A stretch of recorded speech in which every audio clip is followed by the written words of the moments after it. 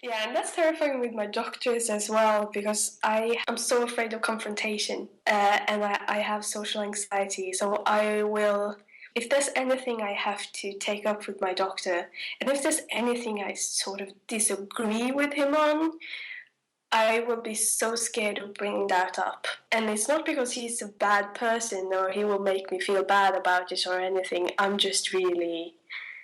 I just get like anxiety attacks. I'm really trying just not to cry during our consultations, talking about, yeah, actually, like, yeah, the pain's a bit bad.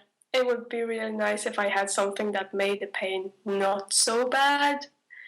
And what I really mean is, can you please do something about this excruciating pain that's ruining my life? And can you just do something? Can you just listen to me?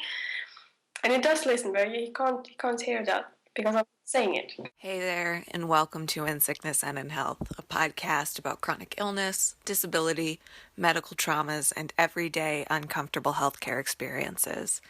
My name is Cara Gale. I'm not a doctor or a medical professional. I'm just a person and a patient who really wants to talk about this stuff more.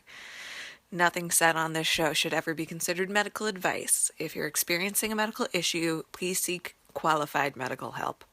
I know the system sucks, but I do wish you a lot of luck. Every person is different, even within disease groups, so none of my guests should ever be regarded as official representatives or spokespersons for their conditions. Please respect their very personal choices, and unless they ask for it, please don't make suggestions about treatments or lifestyle changes. Unsolicited medical advice is never not annoying. In today's episode, I talked to Sofie about her experience in the Norwegian healthcare system as a patient with complex chronic illness. Sofie was one of the first international listeners to contact me early on after I started the podcast, so I was excited to finally get a chance to really talk to her. As I told her in one of our early emails, the only things I really knew about Norway came from the Netflix original series Lilyhammer, starring Steven Van Zandt of Sopranos and Bruce Springsteen fame, and the time I sat next to a lovely Norwegian couple at a wedding. I learned a lot more talking to her, perhaps most notably that even in what is widely considered among the best healthcare systems in the world, her mysterious symptoms were still dismissed as all in her head. Norwegians, they're just like us. In today's bonus episode, we talk a little bit more in depth about the interplay between chronic illness and eating disorders, and about the ableism present in many diet communities. Of course, eating disorders on their own can be chronic illnesses, but they can also show up in the presence of a variety of other conditions and really complicate things. Sofie also has ehlers-danlos syndrome, and if you heard the last episode, you know that May is EDS Awareness Month. It's also a bunch of other stuff Awareness Month too, and I've been tweeting episodes where we talk about those issues. You can find a link to the Storyfy of those tweets on the episode page. In a perfect world with an endless amount of spoons, I'd have booked different guests with different conditions for each episode this month. But my world is wildly imperfect, and I never have the spoons that I need, even for the most basic of tasks. I'll have more episodes with lupus, Lyme disease, fibromyalgia, ME, CFS, and all of the other conditions featured for Awareness Month in the coming months. We'll get there. It just takes me a while. And hey, it keeps the awareness going for the rest of the year beyond just the Awareness Month, right? Sure, that's what I keep telling myself. In the last episode, I mentioned that I would be at Periodic Inc.'s NYC Red Party on May 28th celebrating Menstrual Hygiene Day. Unfortunately, their New York event was canceled due to funding issues, but I will hopefully be Skyping in for a panel at their Portland, Oregon event. So if you're near there, you should definitely go. And on Monday, May 23rd, I will be at Untabooed's Proud Powerful Party at LMHQ in New York as a Clue ambassador. Untabooed is a wonderful organization that provides reusable menstrual hygiene supplies to low-income and homeless menstruators in New York City, and they are celebrating their first birthday with this fundraiser. There will be food and a panel and stuff, and I'm really looking forward to it, so if you're in this area, come to that. As always, find resources and more from us at insicknesspod.com and on social media at insicknesspod. If you're an international listener who might be interested in talking to me about your experience on the show, shoot me an email at insicknesspod@gmail.com or use the contact page at insicknesspod.com. Especially if you are in Central or South America or Africa or Asia. I hear from people in Canada and Europe and Australia and stuff a lot, which is great. But, there's like other places in the world. So if you can, please take a few moments to subscribe, rate, and review us on iTunes, which helps other people find the show. And I hope you enjoy this episode.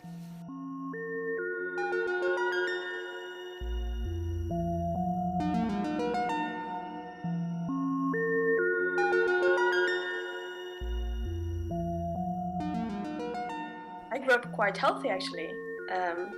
Like, apart from being really flexible and getting bruises all the time and falling over, I was still quite energetic. I would always climb to the top of the tree. But when I was 12, that's when everything sort of started. It was first my stomach, and I got these really bad stomach aches.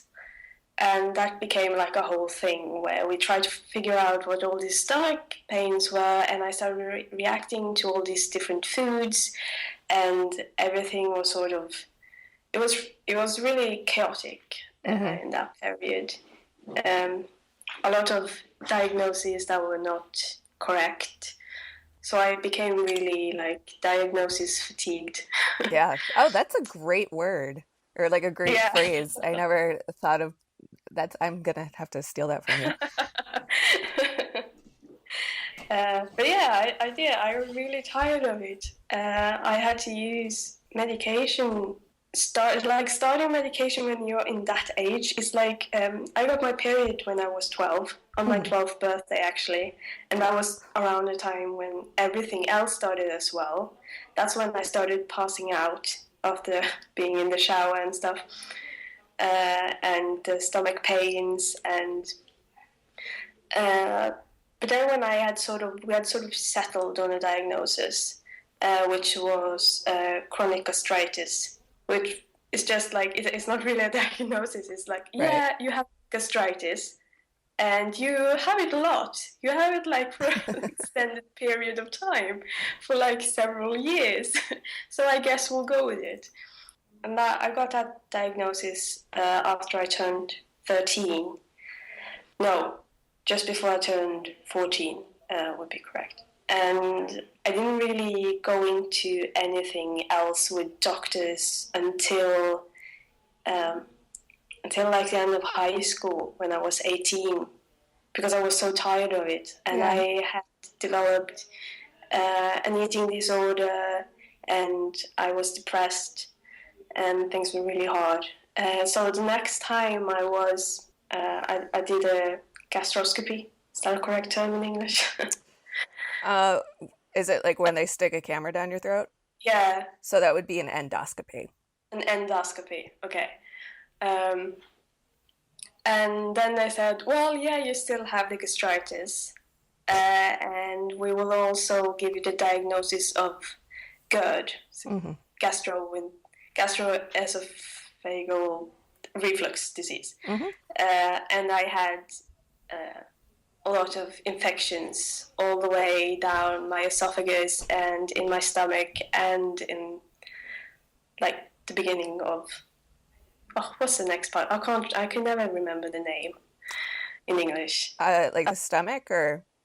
No, just after the stomach. Oh, so like I think that's your duodenum into your small intestine. Yeah. It's the duodenum. That's the correct word. So I had a lot of, I think they were surprised that I had waited so long to get in touch with the doctors, because it was obvious that I had been in a lot of pain. But I was by this time so used to pain. Yeah. And I sort of felt like, everything is the stomach. So all the other pains I had, I also just thought, it's the stomach. All the pains in my knees, that's probably the stomach too, right? So, yeah, and then a few years went by, and then I had only gotten worse, really. I got more exhausted, fatigued. It was really difficult. I couldn't work anymore, and I had trouble staying in school. And I got diagnosed with IBS. And it was through the IBS diagnosis that I was put on to the EDS diagnosis, which is the one I have now. Mm-hmm. So that wasn't through any doctors or any medical professionals at all. That was through another patient with EDS and IBS who recognized my symptoms. And a year later, I was diagnosed with EDS. And that's only like 7 months ago, I think. Mm-hmm. No, it's a bit longer. It's almost a year ago. Okay. But still fairly recent. Fairly recent, yeah. And I turned 25 2 weeks ago. Oh, happy birthday. So, thank you. So, yeah, the last year has been quite difficult. Yeah. Eating disorder-wise. Really everything-wise, because I've become a lot more fatigued and in a lot more pain, just in general. Right. Which is not helpful at all. No, and that's one of the reasons I'm where I am now in hospital. Mm-hmm.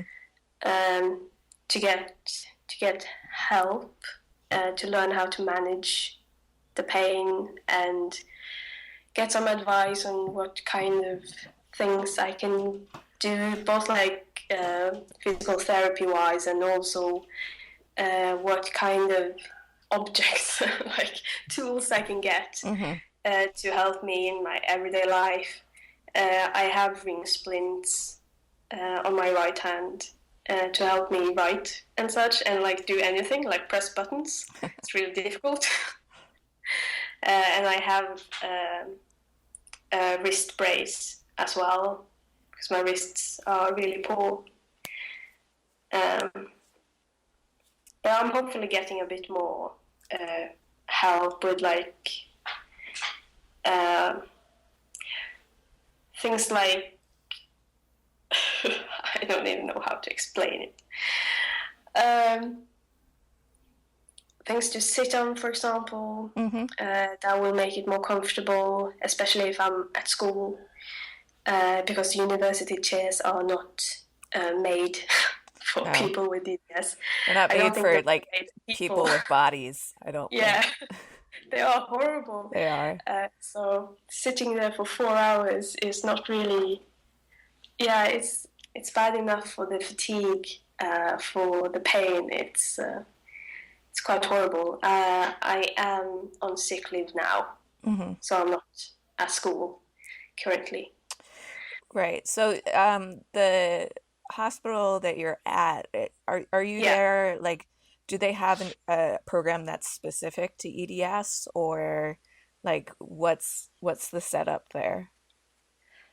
Yeah, the hospital in itself is a rehabilitation clinic, and they do have a wing specifically for rare disorders, and they have their own program for EDS, and that's really that's a group thing, like where you are in a group with other people with EDS, and you are here for 4 weeks, and you have things to do from 8 in the morning until 4 in the evening. Oh my God, that sounds exhausting. Yeah, and that is why I'm not on that. So you're actually not in the program? Yeah, I'm in an individual program. Okay. So the program it's sort of EDS specific, but it's specific for my EDS. Because the group program would have been too exhausting for me. So I was here for an assessment stay for 1 week first in February, and they recommended I did the individual stay instead of the group thing. And when they made their arguments, I couldn't really disagree. They were quite right. I would have not survived the first day. Yeah. Like, I came here on Monday, and it's now Thursday, and I am only now, I am only now a bit better from the trip to the hospital. Right. So, yeah, that would have been horrible. I have spent a lot of time sleeping. Mm-hmm.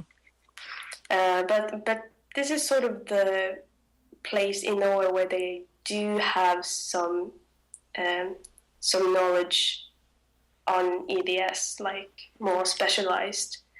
We now have a couple of more places in Norway where they do have some sort of program for EDS, which is quite exciting.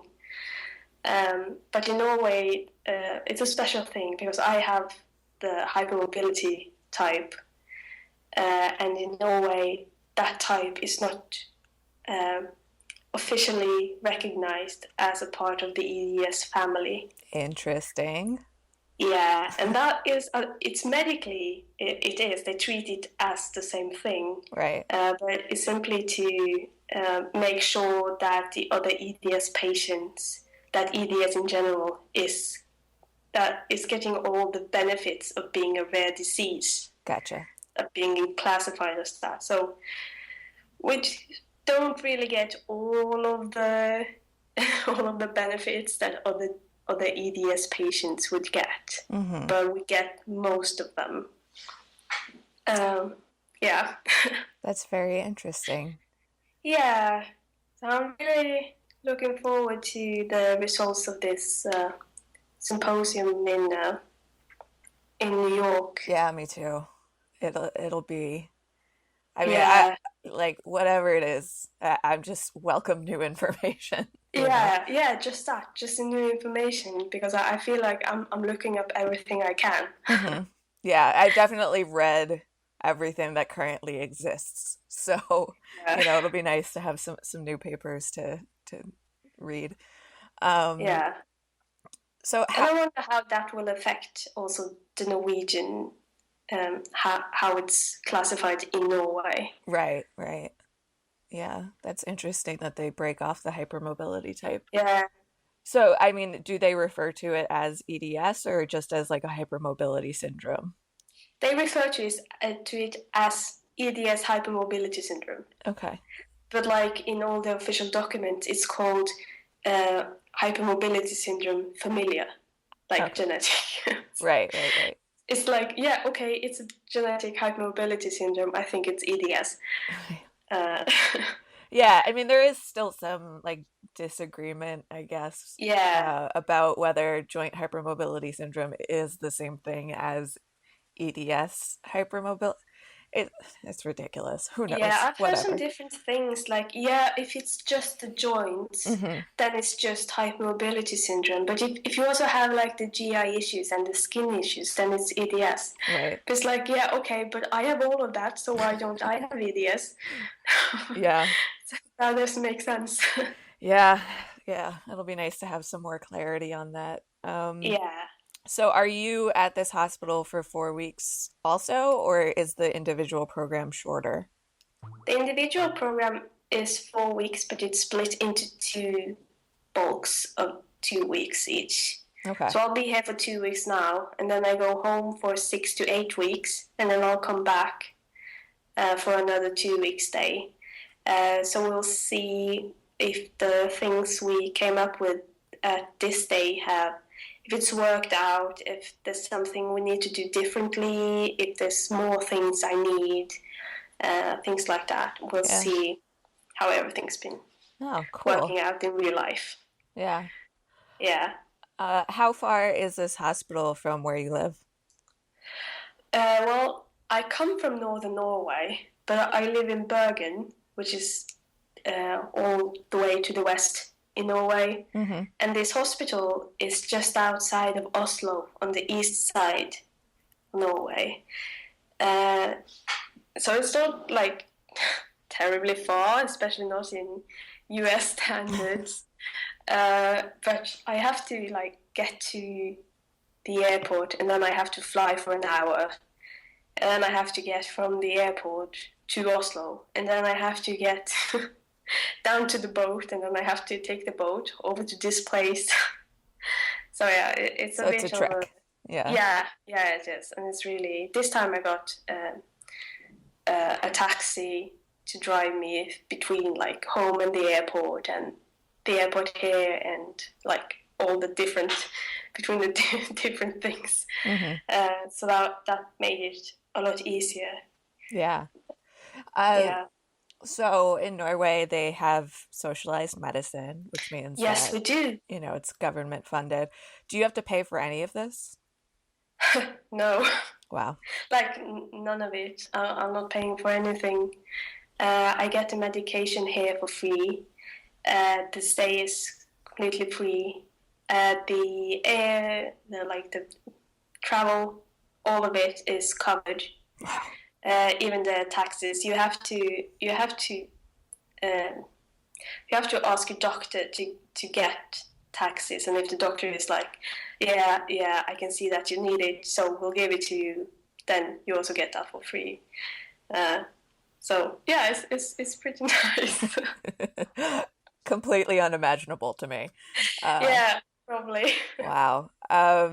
Now, when we were emailing back and forth, you kind of Yeah. described how it works if you want to like see a different doctor or like, try and get a second opinion and stuff like that.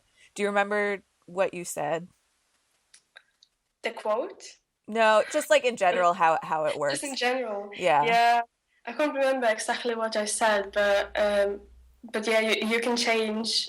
We have like a primary doctor, and you can change that 3 times a year if you want. Hmm. And it doesn't cost anything to change doctors, um, and it's a really good idea to research the doctors beforehand because it can always be a bit difficult.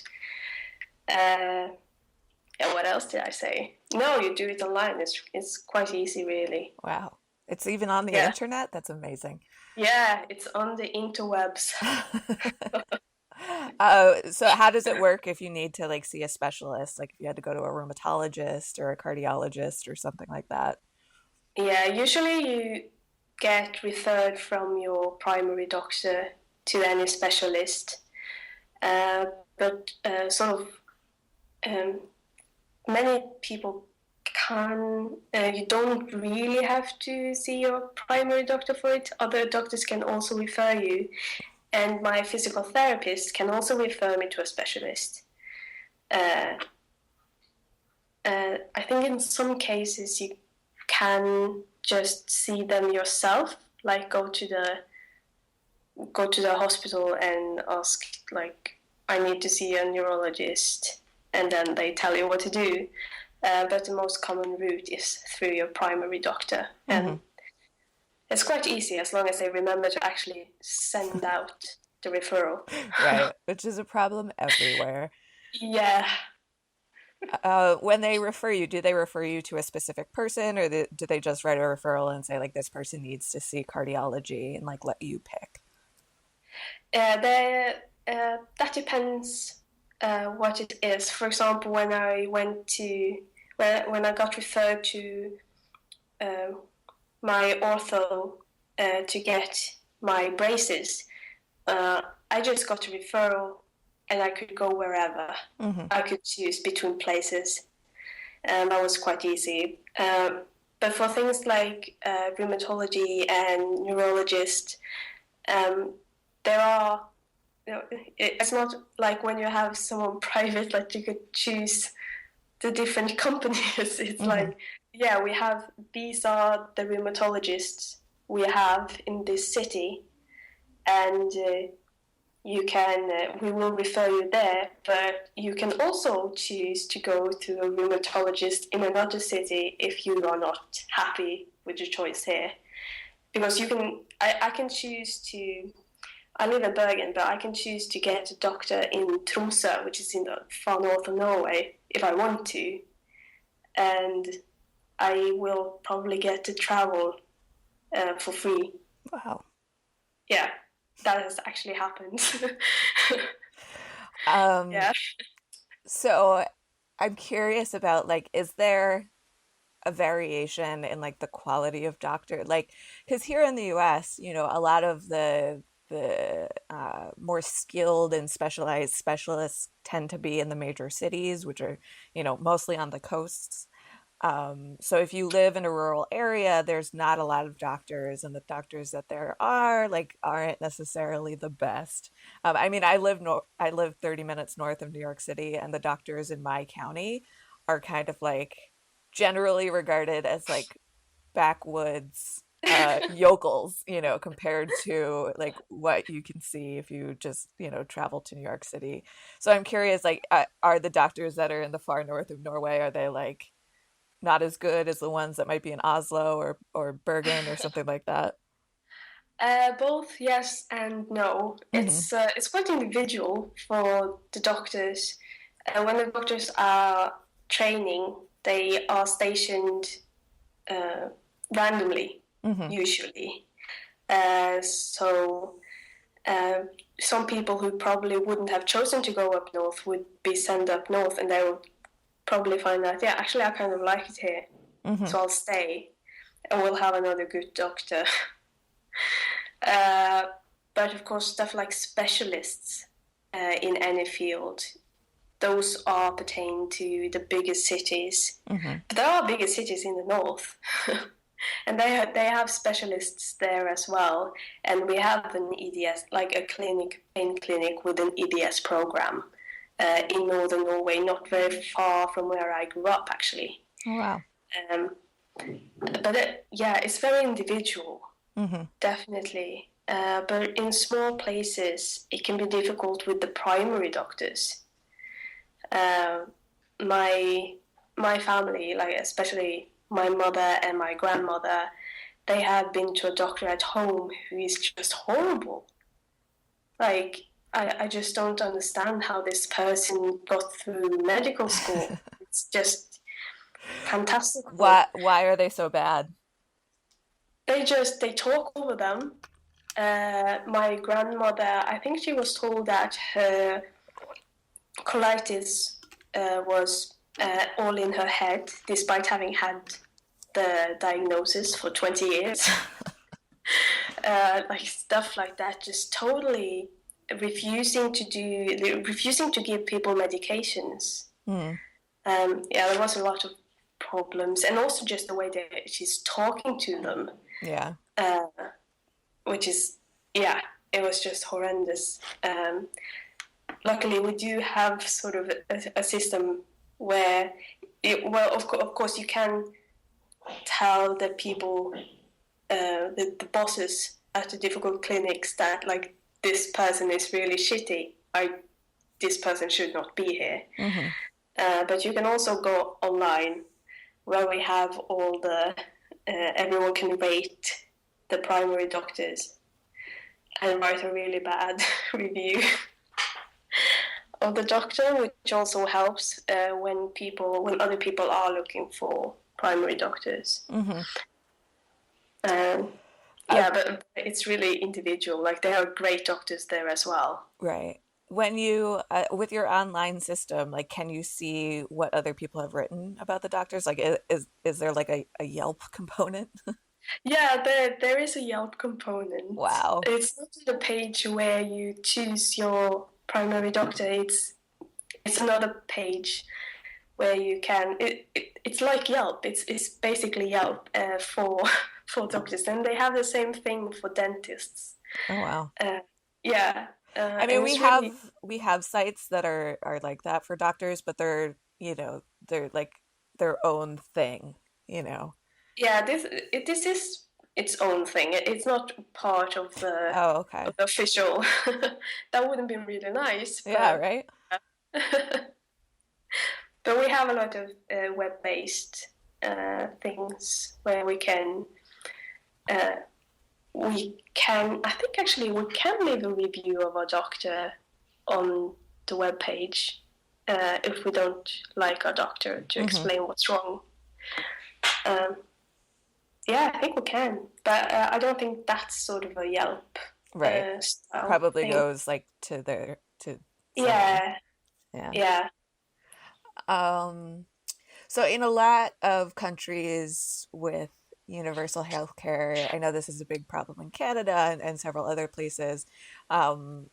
At least here in America, what we hear is, oh, but the wait times are terrible. That like if you need to have a surgery, you need to wait, a year and a half. Like you need to yeah. wait a significant amount of time between when you find out that you're going to have it and when it actually happens. Is that an issue in Norway? Well, yes, to a certain degree, but not. People talk about it as if it's with everything, but it's Hmm. just like a really, really specialized thing that can be difficult, uh, and it's not that big of a problem, really. It's made up to be this huge problem, but Right. but that's usually just because yeah, it's usually the right wingers that Yeah. talk about how much of a problem it is. Yeah. And we also don't really have a type. Well, we do have a single payer healthcare system, but it's not the same as Canada, Right. and it's not really the same as in the UK either. Uh, I think mostly because we have like better. Yeah, how do I even explain it? Yeah, it's easier to get through to Hmm. stuff in Norway. I feel Right. So just than better bureaucracy. Like, yeah, yeah. and there is a lot of bureaucracy, Yeah. but I think it's a bit easier, at least a tiny bit. Right. It's not a huge issue, Yeah. all the waiting periods, but it can be in some cases, definitely. And our healthcare system is not like it's not a paradise. I mean, Right. it is compared to yours. Yeah, definitely. Definitely. But I Yeah, don't think that like anywhere has, a perfect healthcare system. no, I don't think. But What, yeah, definitely not move to the US. yeah, what are some of the problems that people have in Norway? Well, there is a lot of just like smaller mistakes made, and there is a lot of because in some ways there are oppositions to the healthcare system that we have, uh, and local hospitals don't really get enough funding, so some places are being shut down, Mm. even though the local people really need it, and like they have shown politicians that like we actually really need this hospital. It's really vital that we have it. Um, Especially now, probably because we have a right-wing government uh, as of now, which is quite horrible, really. Uh, and that's one of the big problems. For example, when my sister was born, my mother had to travel for 3 hours to get to another hospital Oh my God. because the hospital that was right next to our house, what's it called? Not prenatal, but then, Like well, obstetrics. yeah, like that apartment that it was closed for the summer Oh no. just to save money, which was just so weird. Like, Yeah. oh no, no children are being born in the summer. That doesn't happen. So, Wow. yeah, it was really. So we have fought a lot to keep hospitals open, Hmm. uh, and also to make sure that because they are starting to not randomize the students, the medical students, when they are deciding where all the medical students are going. So people are going to bigger cities more than the districts, and the Hmm. districts really need these doctors, and that's another thing. So we do, I think more the centralization Hmm. is a huge problem because we have a lot of districts in Norway, a lot of small places, um, and maybe especially up north where I'm from, because down here in Oslo they can't really understand uh, how far apart everything is Right. where I'm from. And that's where the government is located, right? In Oslo? Yeah, in Oslo. Okay. Yeah, this Yeah. is where everything is. Right. So it's funny. We have that problem here too. Yeah, The yeah, lawmakers are completely out of touch with like, yeah. where people Oh, actually live. definitely out of touch. They are so out of touch with everything. Uh, we have one train going up past Trondheim, and it only goes from Trondheim and up to Bodø, which is like not even halfway up northern Norway. Mm-hmm. Uh, and here in Oslo, they one of the trains were being moved, and everyone were so angry about it because they needed a train and it was so important to have like make it easy for the commuters in and around Oslo to get to work. And I get that, but there are commuters in northern Norway as well, and we would like to take the train more, but we can't because there's no train. Yeah. Um, yeah, yeah. So the centralization definitely. Interesting. When it snows, um, which I just assume is all winter, uh, can the buses get around? Like, how are the Oh, roads? definitely, there's Yeah. no problem. That's so funny. We are, the planes are flying. It's all good. I have never in my life had a snow day. It's Ah, just a complete like foreign idea for me. I remember in seventh grade we had a snowstorm, and in school we were hiding behind a rock, and then we would walk out from behind the rock and try to get as fast as we could against the wind mm-hmm. before it would pull us back. Just Yeah. yeah. So no, we are very. Oh, there's no English word for hardfør.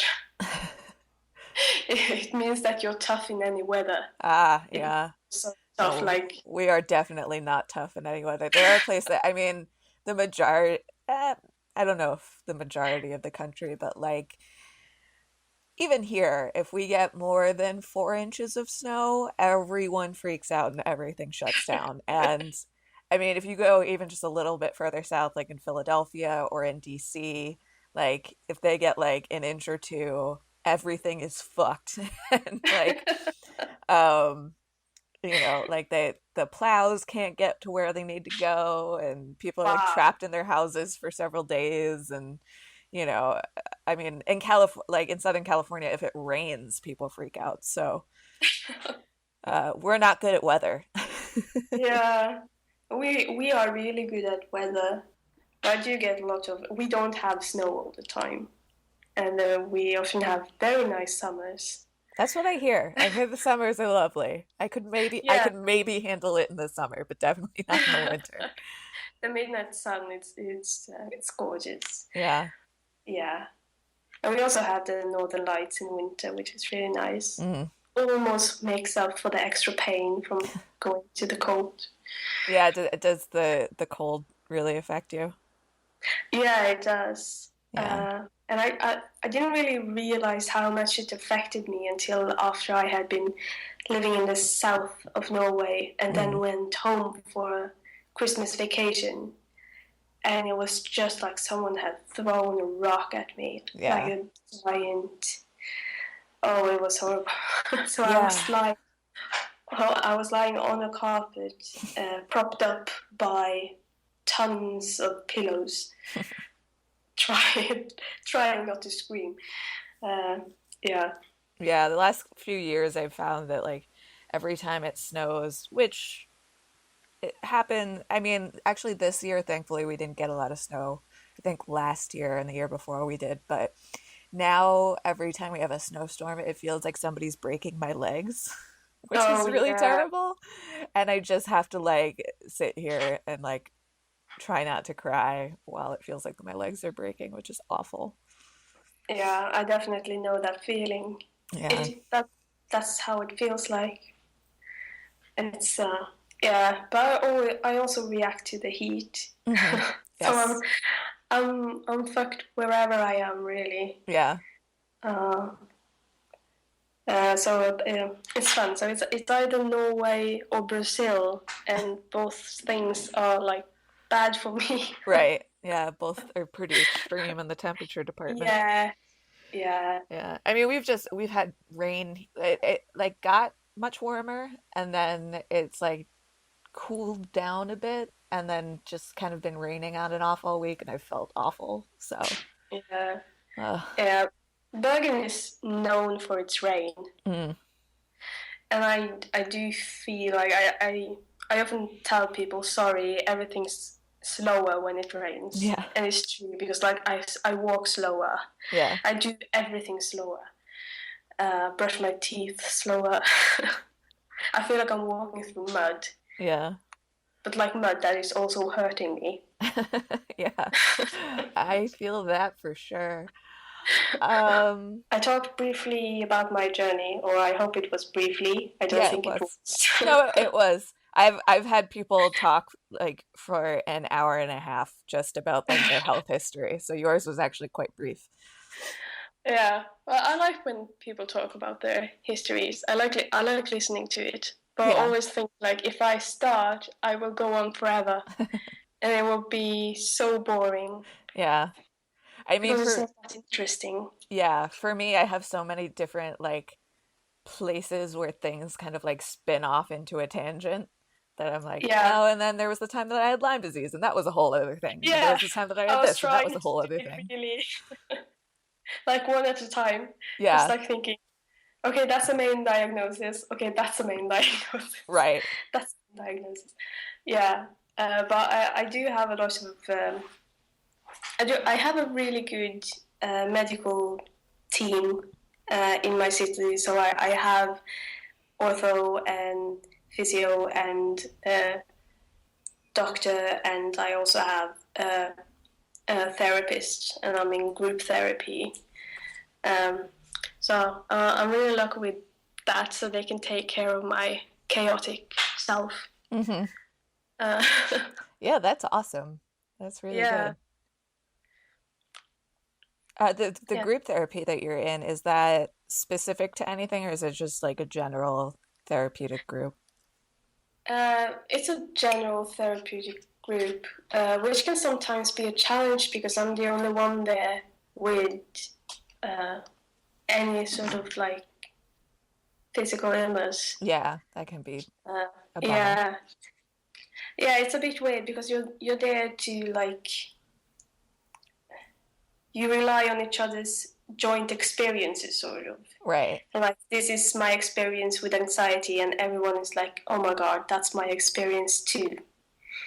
And then we help each other because we know how it feels. Hmm. But with EDS and with the other things that comes with EDS, they don't really have anything to suggest for that. So I don't bring it up too often. Mm. Uh, well, not too often, but I have to bring it up because it's such a huge part of my life. Well, yeah, of course, and it affects everything, Yeah, you know. everything. Yeah. Uh, And that's hard. I mean, especially with anxiety because it's like a lot of times with certain anxieties, you can be like, well, I'm worrying about this thing that doesn't really have any basis in reality and like, yeah, try and like comfort yourself that way. But then when it comes to EDS, it's like literally anything can go wrong at any moment. And yeah. it's terrifying. Yeah, and that's terrifying with my doctors as well Yeah. because I'm so afraid of confrontation, Hmm. and I have social anxiety. So I will, if there's anything I have to take up with my doctor, and if there's anything I sort of disagree with him on, Hmm. I will be so scared of bringing that up. And it's not because he's a bad person or he will make me feel bad about it or anything. I just get like anxiety attacks. I'm really trying just not to cry Hmm. during our consultations, talking about actually, like the pain's a bit bad. It would be really nice if I had something that made the pain not so bad. Uh, and what I really mean is can you please do something about this excruciating pain that's Right. ruining my life? And can you just do something? Can you just listen to me? And he does listen, but he can't hear that Right. because I'm saying it. Right. Yeah. Yeah. I struggle with that too. Like a lot of times I'm in the last year or so I've really made a concerted effort not to do this anymore, but I still kind of do. Which is to like put a positive spin on everything with my doctors because Yeah. like I know that they can't really help me and I don't want them to feel bad about it. So I'll be like, no, I'm like pretty okay. Which Yeah. like pretty okay for me or even like a good day for me would be the worst day of most people's lives.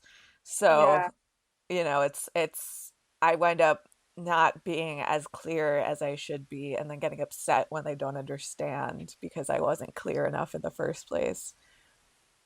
Definitely. I'm exactly the same. And Yeah. it's, yeah. And I do the same with everyone. Like I talk to people, they ask how I am, and I'm like, well, what should I say? I'm not actually good. Um, I'm not really doing well. So I'll say, oh, I'm here. Yeah. My uh, my this week my response has been I'm alive. I'm alive. yeah, that's sometimes been my response in the really like dark Yeah. days. It's well, at least I'm living. It's a good Yeah. thing, right?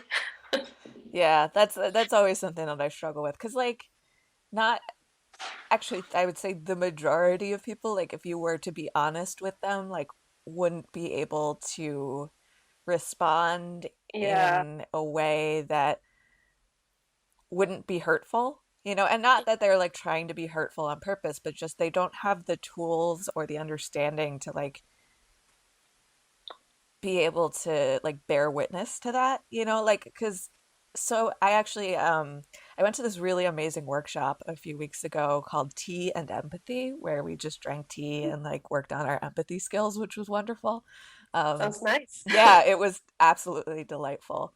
Um, And something that the facilitator brought up is a phrase actually that her husband uses when she is having a bad day and like venting about it. And he says to her, "Do you want empathy or strategy right now?" Which is such an incredible Yeah, question because so often you say like, "I'm having a really hard time with this," and the natural inclination for the person on the receiving end of that is to try and fix it or try and offer you solutions when that's usually not even what you need. Like you just need somebody to A, just listen, first of all, yeah, and B, not try and solve your unsolvable problem, which it usually is, yeah. and that's when you get into the, well, have you tried yoga? Have you tried going gluten Oh free? Have you God. tried this? Have you tried that? Which is not only unhelpful, but often, especially once you've heard it enough times, extremely offensive, Oh you know? yeah, definitely. And I'm vegan. Mm. And I'm like, yeah, you know what? We could do a podcast about ableism in the vegan community Oh, for because sure. it's so much of it, and we also do that, and we get that. Yeah, have you tried yoga? Yeah. And I'm like, well, yeah, actually, I have, and It's the it's not so worst good for possible my thing I could body. do. Yeah. Like, I really like to stretch, but it sort of destroys my body to do that. Yeah. Yeah, I was so good at yoga. I was like, oh, here's a thing that I was Yeah, instantly right. really good at. And it turns out it's because I'm falling apart. Yeah. Yeah. And I used to be a gymnast and a ballet dancer. Hmm. And I was really good at both those things, which is why I started them Right. because I was flexible. Yeah. So I of always had course, the flexibility, but never like the balance and coordination to be very good at either of those things. I think I learned a lot, but I was never like super coordinated, even though Yeah. I really enjoyed the dancing and all of it. Just not the strengthening exercises Hmm. because those were really hell, and I wasn't good at them, and I was good at stretching. So I Yeah. would rather do the stretching because I was good at it. It's just like an evil circle. Yeah. Yeah. I mean, do you still like to be outdoors and stuff like that? In theory, yes. Like that's a laugh of recognition because I feel the exact same Yeah, way. I grew up in New Jersey, which most people think of as like this toxic city shithole, which is half true. But there's yeah. also mountains in New Jersey, and that's where I grew up. Oh, okay.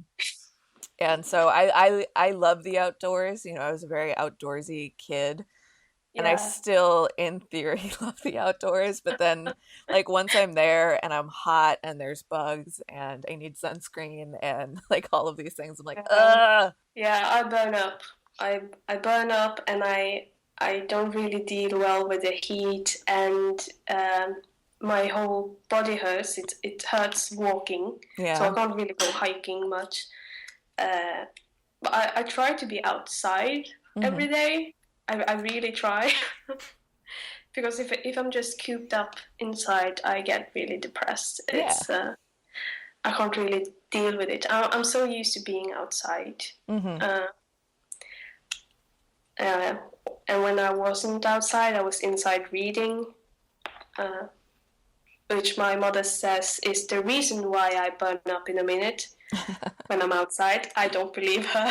Yeah. That's not true. Yeah, definitely not. Yeah, I think I'm probably the worst one in our family.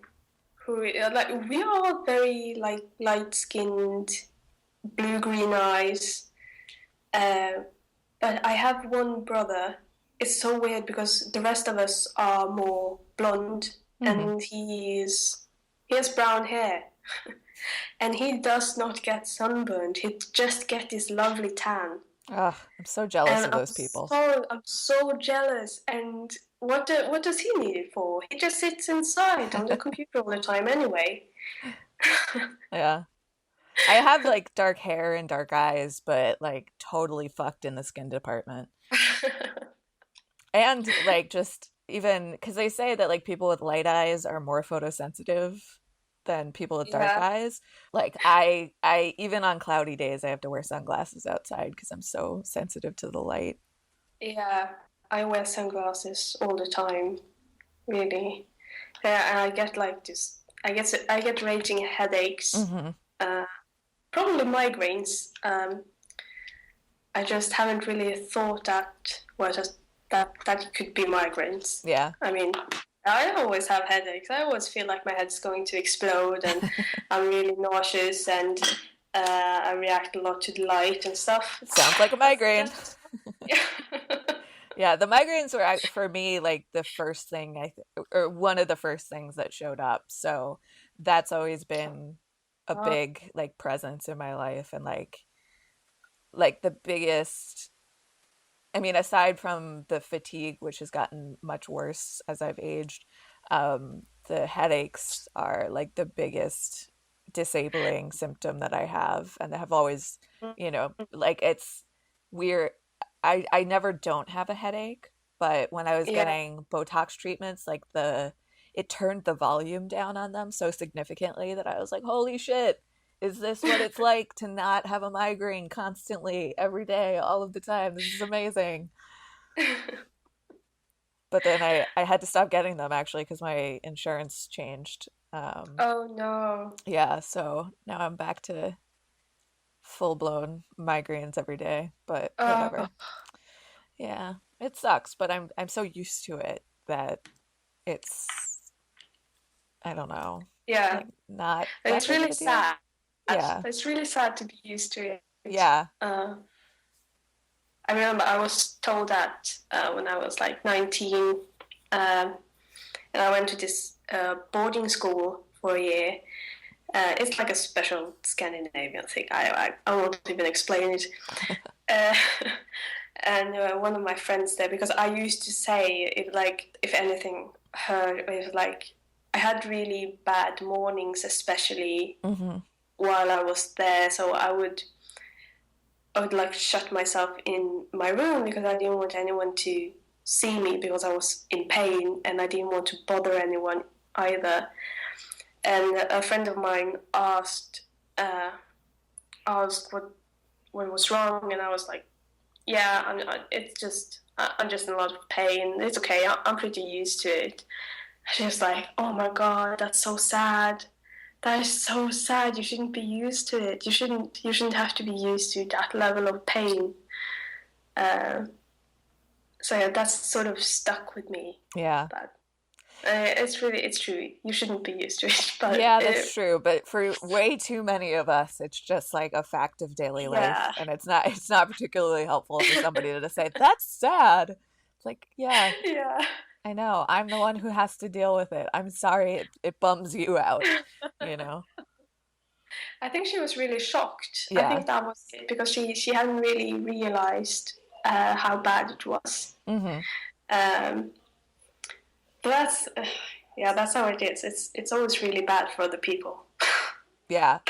that we have it so terrible. Right. Yeah. And this is something that keeps coming up for me that I like, keep thinking about and keeps coming up in conversation. And it kind of loops back around to what I was talking before about people trying to like solve your problem of Yeah, like it's they make it about them and less about like, I'm the one who's in pain here and you're the one who's sad about it, like this is hard. I'm yeah, sorry this is so hard for you.